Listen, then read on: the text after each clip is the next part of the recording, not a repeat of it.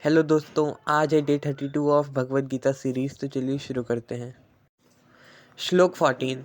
न कर्तृत्वं न कर्माणि लोकस्य सृजति प्रभुः न कर्मफल संयोगम स्वभावस्तु प्रवर्तते। इस श्लोक में श्री कृष्ण कहते हैं, ना तो ईश्वर कार्य करने का भाव बनाता है और ना ही कर्मों का निर्माण करता है और ना ही वह कर्मों के फलों से जोड़ता है। यह सब प्रकृति के 3 गुणों द्वारा होते हैं।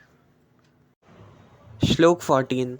ना दत्ते कस्यचित् पापं न चैव सुकृतं विभुः अज्ञानेनावृतं ज्ञानं तेन मुह्यन्ति जन्तवः। इस श्लोक में श्री कृष्ण कहते हैं, सर्वव्यापी परमात्मा किसी के पापमय कर्मों या पुण्य कर्मों में स्वयं को लिप्त नहीं करते, किंतु जीव आत्माएं मोहग्रस्त रहती हैं, क्योंकि उनका आत्मिक ज्ञान अज्ञानता से भरा रहता है।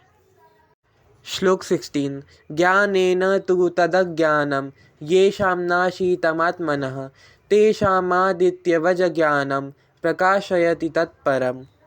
इस श्लोक में श्री कृष्ण कहते हैं, किंतु जिनकी आत्मा का अज्ञान दिव्य ज्ञान से विनष्ट हो जाता है, उस ज्ञान से परम तत्व का प्रकाश उसी प्रकार से प्रकाशित हो जाता है जैसे दिन में सूर्य के प्रकाश से सभी वस्तुएं प्रकाशित हो जाती हैं। श्लोक 17।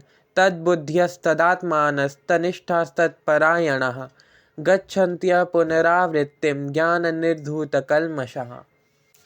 इस श्लोक में श्री कृष्ण कहते हैं, वे जिनकी बुद्धि भगवान में स्थिर हो जाती है और जो भगवान में सच्ची श्रद्धा रखकर उन्हें परम लक्ष्य मानकर उनमें पूर्ण रूप से तल्लीन हो जाते हैं, वे मनुष्य शीघ्र रूप में ऐसी अवस्था में पहुंच जाते हैं जहां से फिर कभी वापस नहीं आना होता और उनके सभी पाप ज्ञान के प्रकाश से मिट जाते हैं।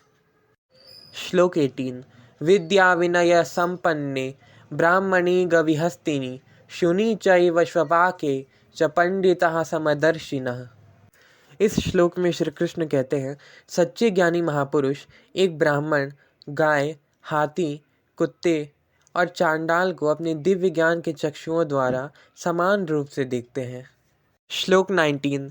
इहैव तैर्जितः सर्गो येषां साम्ये स्थितं मनः निर्दोषं हि समं ब्रह्म तस्माद् ब्रह्मणि ते स्थिताः। इस श्लोक में श्री कृष्ण कहते हैं, वे जिनका मन समदृष्टि में स्थित हो जाता है, वे इसी जीवन में जन्म और मरण के चक्र से मुक्ति पा लेते हैं। वे भगवान के समान गुणों से संपन्न हो जाते हैं और परम सत्य में स्थित हो जाते हैं। श्लोक 20। न प्ररिष्येत प्रियं प्राप्य नोद्विजेत प्राप्य चा प्रियं स्थिरबुद्धिर्सम्मूढ़ो ब्रह्मविद ब्रह्मणि स्थितः। इस श्लोक में श्री कृष्ण कहते हैं, परमात्मा में स्थित होकर दिव्य ज्ञान में दृढ़ विश्वास धारण कर और मोह से रहित होकर वे सुख प्राप्त करने पे ना तो खुश होते हैं और दुख प्राप्त करने पे ना तो दुखी होते हैं। तो दोस्तों, हमारे आज के 7 श्लोक यहीं पर समाप्त होते हैं और हमने डे 32 भी कंप्लीट कर लिया है। Thank you.